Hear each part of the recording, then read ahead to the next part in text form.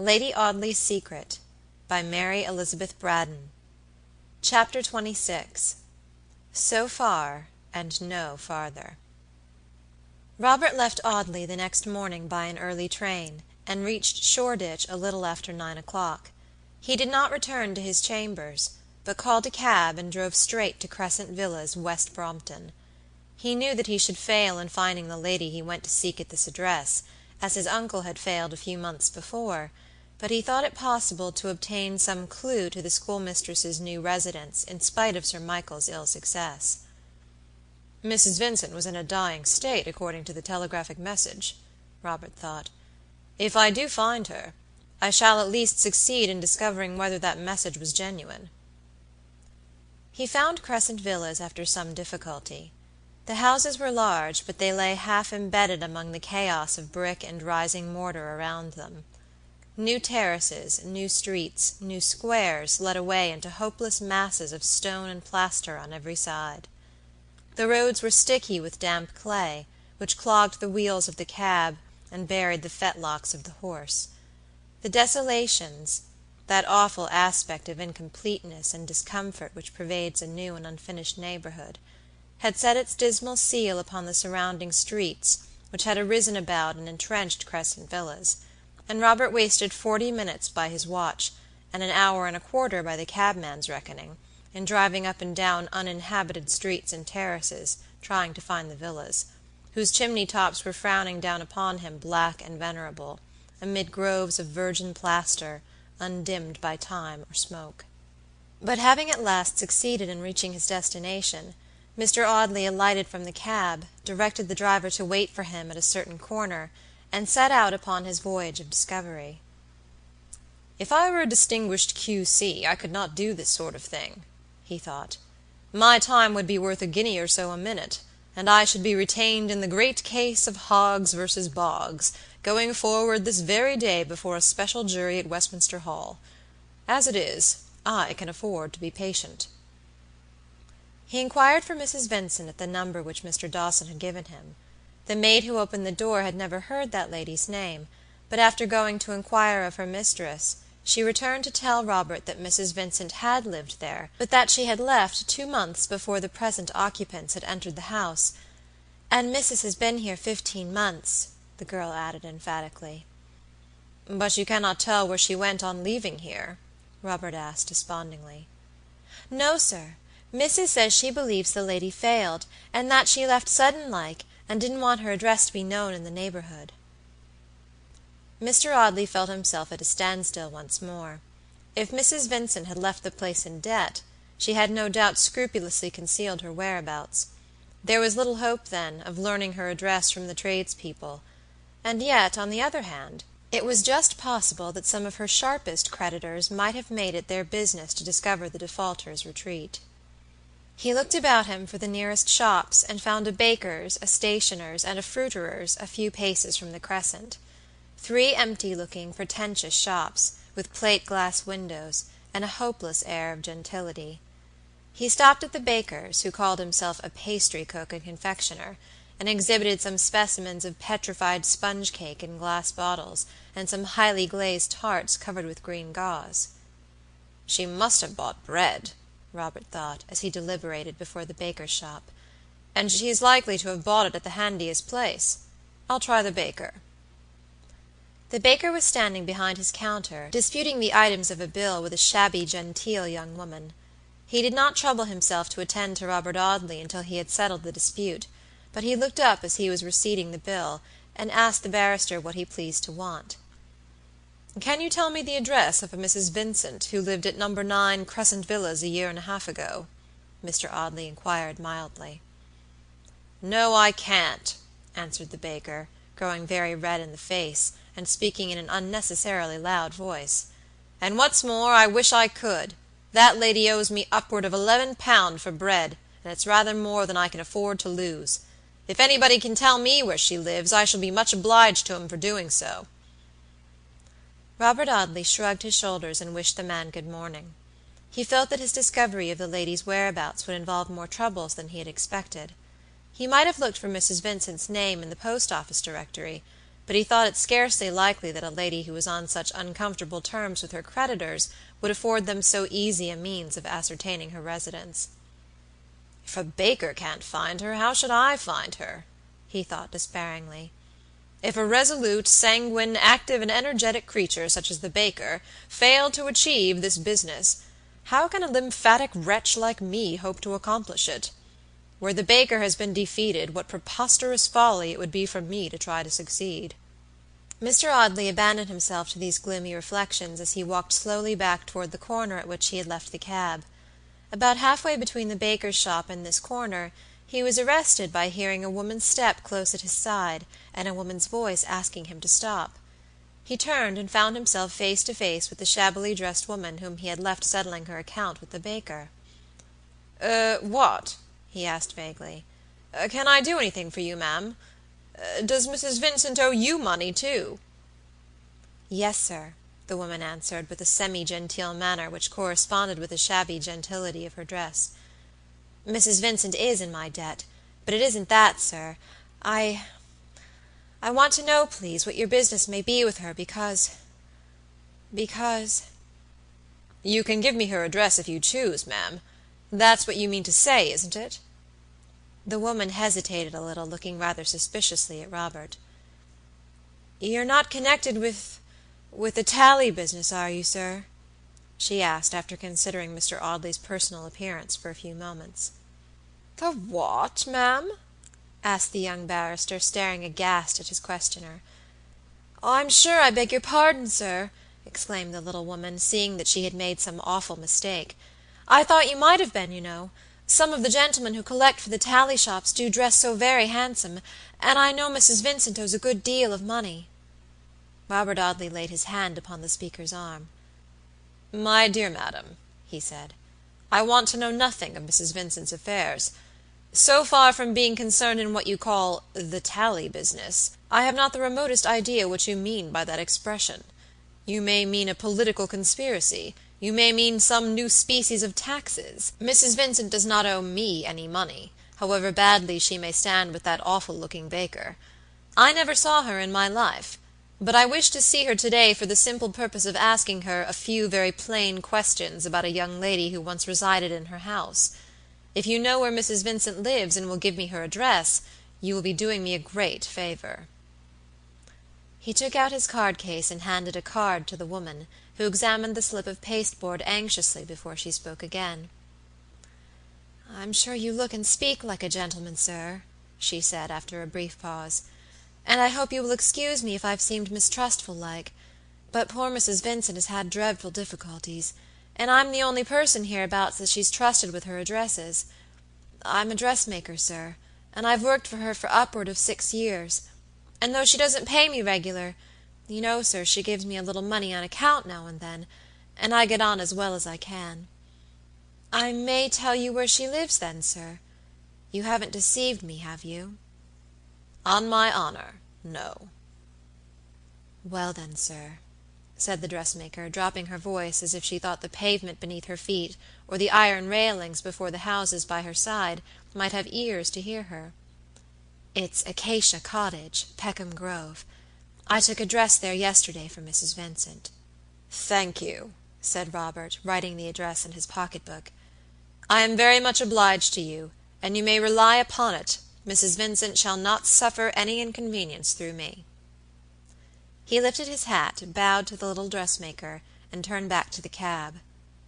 "I have beaten the baker, at any rate," he thought. "Now for the second stage, traveling backward in my lady's life." The drive from Brompton to the Peckham Road was a very long one, and between Crescent Villas and Acacia Cottage, Robert Audley had ample leisure for reflection. He thought of his uncle lying weak and ill in the oak room at Audley Court. He thought of the beautiful blue eyes watching Sir Michael's slumbers, the soft white hands tending on his waking moments, the low musical voice soothing his loneliness, cheering and consoling his declining years.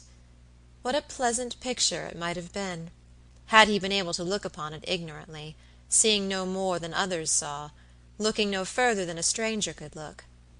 But with the black cloud which he saw brooding over it, what an arch mockery, What a diabolical delusion it seemed. Peckham Grove, pleasant enough in the summer time, has rather a dismal aspect upon a dull February day, when the trees are bare and leafless, and the little gardens desolate. Acacia Cottage bore small token of the fitness of its nomenclature, and faced the road with its stuccoed walls sheltered only by a couple of attenuated poplars. But it announced that it was Acacia Cottage by means of a small brass plate upon one of the gate-posts, which was sufficient indication for the sharp-sighted cabman who dropped Mr. Audley upon the pavement before the little gate.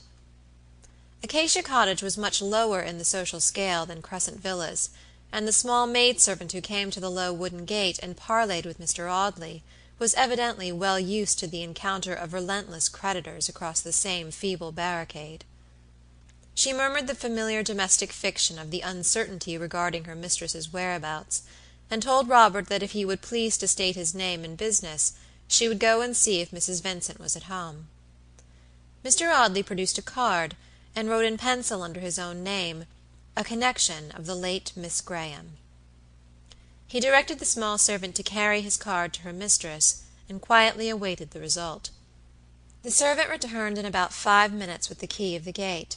Her mistress was at home, she told Robert as she admitted him, and would be happy to see the gentleman. The square parlor into which Robert was ushered bore in every scrap of ornament, in every article of furniture, the unmistakable stamp of that species of poverty which is most comfortless because it is never stationary. The mechanic who furnishes his tiny sitting-room with half a dozen cane chairs, a Pembroke table, a Dutch clock, a tiny looking-glass, a crockery shepherd and shepherdess, and a set of gaudily japanned iron tea-trays, makes the most of his limited possessions, and generally contrives to get some degree of comfort out of them. But the lady who loses the handsome furniture of the house she is compelled to abandon, and encamps in some smaller habitation with the shabby remainder, brought in by some merciful friend at the sale of her effects, carries with her an aspect of genteel desolation and tawdry misery not easily to be paralleled in wretchedness by any other phase which poverty can assume. The room which Robert Audley surveyed was furnished with the shabbier scraps snatched from the ruin which had overtaken the imprudent schoolmistress in Crescent Villas. A cottage piano, a chiffonier, 6 sizes too large for the room, and dismally gorgeous in gilded mouldings that were chipped and broken, a slim-legged card-table, placed in the post of honor, formed the principal pieces of furniture. A threadbare patch of Brussels carpet covered the center of the room, and formed an oasis of roses and lilies upon a desert of shabby green drugget. Knitted curtains shaded the windows, in which hung wire baskets of horrible-looking plants of the cactus species, that grew downward, like some demented class of vegetation, whose prickly and spider-like members had a fancy for standing on their heads. The green baize-covered card-table was adorned with gaudily bound annuals or books of beauty, placed at right angles, but Robert Audley did not avail himself of these literary distractions. He seated himself upon one of the rickety chairs, and waited patiently for the advent of the schoolmistress. He could hear the hum of half a dozen voices in a room near him, and the jingling harmonies of a set of variations in "De Conte" upon a piano, whose every wire was evidently in the last stages of attenuation. He had waited for about a quarter of an hour, when the door was opened, and a lady, very much dressed, and with the setting sunlight of faded beauty upon her face, entered the room. "Mr. Audley, I presume," she said, motioning to Robert to reseat himself, and placing herself in an easy-chair opposite to him. "You will pardon me, I hope, for detaining you so long. My duties—" "It is I who should apologize for intruding upon you," Robert answered politely. "But my motive for calling upon you is a very serious one, and must plead my excuse. You remember the lady whose name I wrote upon my card?" "Perfectly." "May I ask how much you know of that lady's history since her departure from your house?" "Very little. In point of fact, scarcely anything at all. Miss Graham, I believe, obtained a situation in the family of a surgeon resident in Essex. Indeed, it was I who recommended her to that gentleman. I have never heard from her since she left me." "But you have communicated with her?" Robert asked eagerly. "No, indeed." Mr. Audley was silent for a few moments, the shadow of gloomy thoughts gathering darkly on his face. "May I ask if you sent a telegraphic dispatch to Miss Graham early in last September, stating that you were dangerously ill, and that you wished to see her?" Mrs. Vincent smiled at her visitor's question. "I had no occasion to send such a message," she said. "I have never been seriously ill in my life." Robert Audley paused before he asked any further questions, and scrawled a few penciled words in his notebook. "If I ask you a few straightforward questions about Miss Lucy Graham, madam," he said, "will you do me the favor to answer them without asking my motive in making such inquiries?" "Most certainly," replied Mrs. Vincent. "I know nothing to Miss Graham's disadvantage, and have no justification for making a mystery of the little I do know." "Then will you tell me at what date the young lady first came to you?" Mrs. Vincent smiled and shook her head. She had a pretty smile, the frank smile of a woman who had been admired, and who has too long felt the certainty of being able to please, to be utterly subjugated by any worldly misfortune. "It's not the least use to ask me, Mr. Audley," she said. "I'm the most careless creature in the world. I never did and never could remember dates, though I do all in my power to impress upon my girls how important it is for their future welfare that they should know when William the Conqueror began to reign, and all that kind of thing. But I haven't the remotest idea when Miss Graham came to me, although I know it was ages ago, for it was the very summer I had my peach-colored silk. But we must consult Tonks. Tonks is sure to be right." Robert Audley wondered who or what Tonks could be, a diary, perhaps, or a memorandum book, some obscure rival of Letsome.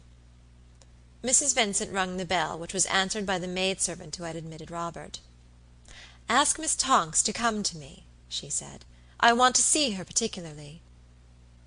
In less than 5 minutes Miss Tonks made her appearance.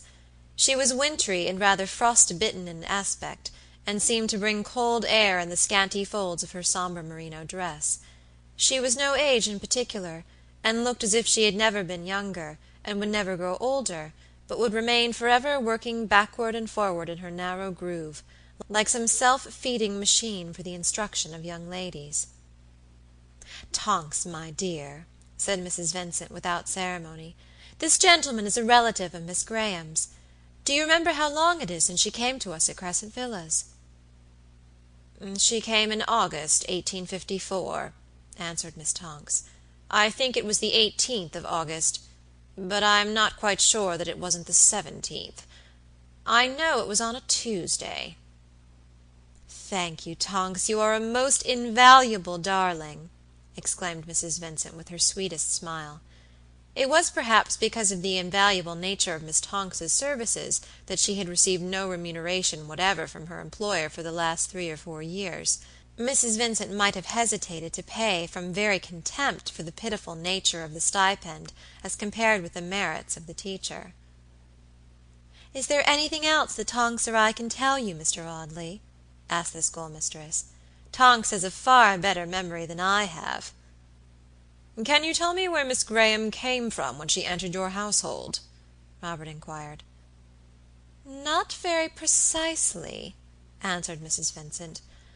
"I have a vague notion that Miss Graham said something about coming from the seaside, but she didn't say where, or if she did I have forgotten it. Tonks, did Miss Graham tell you where she came from?" "Oh, no," replied Miss Tonks, shaking her grim little head significantly. "Miss Graham told me nothing. She was too clever for that. She knows how to keep her own secrets, in spite of her innocent ways and her curly hair," Miss Tonks added spitefully. "You think she had secrets?" Robert asked rather eagerly. "I know she had," replied Miss Tonks with frosty decision. "All manner of secrets. I wouldn't have engaged such a person as junior teacher in a respectable school without so much as one word of recommendation from any living creature." "You had no reference, then, from Miss Graham?" asked Robert, addressing Mrs. Vincent. "No," the lady answered, with some little embarrassment. "I waived that. Miss Graham waived the question of salary. I could not do less than waive the question of reference. She quarreled with her papa, she told me, and she wanted to find a home away from all the people she had ever known. She wished to keep herself quite separate from these people. She had endured so much, she said, young as she was, and she wanted to escape from her troubles. How could I press her for a reference under these circumstances, especially when I saw that she was a perfect lady? You know that Lucy Graham was a perfect lady, Tonks, and it is very unkind for you to say such cruel things about my taking her without a reference." "When people make favorites, they are apt to be deceived in them," Miss Tonks answered, with icy sententiousness, and with no very perceptible relevance to the point in discussion. "I never made her a favorite, you jealous Tonks," Mrs. Vincent answered reproachfully. "I never said she was as useful as you, dear. You know I never did." "Oh, no," replied Miss Tonks, with a chilling accent. "You never said she was useful. She was only ornamental, a person to be shown off to visitors, and to play fantasias on the drawing-room piano." "Then you can give me no clue to Miss Graham's previous history?" Robert asked, looking from the schoolmistress to her teacher. He saw very clearly that Miss Tonks bore an envious grudge against Lucy Graham, a grudge which even the lapse of time had not healed. "If this woman knows anything to my lady's detriment, she will tell it," he thought. "She will tell it only too willingly." But Miss Tonks appeared to know nothing whatever, except that Miss Graham had sometimes declared herself an ill-used creature, deceived by the baseness of mankind, and the victim of unmerited sufferings, in the way of poverty and deprivation. Beyond this Miss Tonks could tell nothing, and although she made the most of what she did know, Robert soon sounded the depth of her small stock of information. "I have only one more question to ask," he said at last. "It is this: did Miss Graham leave any books or knick-knacks, or any other kind of property whatever behind her, when she left your establishment?" "Not to my knowledge," Mrs. Vincent replied. "Yes," cried Miss Tonks, sharply. "She did leave something. She left a box. It's upstairs in my room. I've got an old bonnet in it. Would you like to see the box?" she asked, addressing Robert. "If you will be so good as to allow me," he answered, "I should very much like to see it." "I'll fetch it down," said Miss Tonks. "It's not very big." She ran out of the room before Mr. Audley had time to utter any polite remonstrance. "How pitiless these women are to each other," he thought, while the teacher was absent. "This one knows intuitively that there is some danger to the other lurking beneath my questions. She sniffs the coming trouble to her fellow female creature, and rejoices in it, and would take any pains to help me. What a world it is, and how these women take life out of her hands! Helen Maldon, Lady Audley, Clara Talboys, and now Miss Tonks, all womankind from beginning to end." Miss Tonks re-entered while the young barrister was meditating upon the infamy of her sex. She carried a dilapidated paper-covered bonnet-box, which she submitted to Robert's inspection. Mr. Audley knelt down to examine the scraps of railway labels and addresses which were pasted here and there upon the box. It had been battered upon a great many different lines of railway, and had evidently traveled considerably. Many of the labels had been torn off, but fragments of some of them remained, and upon one yellow scrap of paper Robert read the letters T-U-R-I. "This box has been to Italy," he thought. "Those are the first 4 letters of the word Turin, and the label is a foreign one." The only direction which had not been either defaced or torn away was the last, which bore the name of Miss Graham, passenger to London. Looking very closely at this label, Mr. Audley discovered that it had been pasted over another. "Will you be so good as to let me have a little water and a piece of sponge?" he said. "I want to get off this upper label. Believe me that I am justified in what I am doing." Miss Tonks ran out of the room and returned immediately with a basin of water and a sponge. "Shall I take off the label?" she asked. "No, thank you," Robert answered coldly. "I can do it very well myself." He damped the upper label several times before he could loosen the edges of the paper. but after 2 or 3 careful attempts the moistened surface peeled off, without injury to the underneath address. Miss Tonks could not contrive to read this address across Robert's shoulder, though she exhibited considerable dexterity in her endeavors to accomplish that object. Mr. Audley repeated his operations upon the lower label, which he removed from the box and placed very carefully between 2 blank leaves of his pocket-book. "I need intrude upon you no longer, ladies," he said when he had done this. "I am extremely obliged to you for having afforded me all the information in your power. I wish you good morning." Mrs. Vincent smiled and bowed, murmuring some complacent conventionality about the delight she had felt in Mr. Audley's visit. Miss Tonks, more observant, stared at the white change which had come over the young man's face since he had removed the upper label from the box. Robert walked slowly away from Acacia Cottage.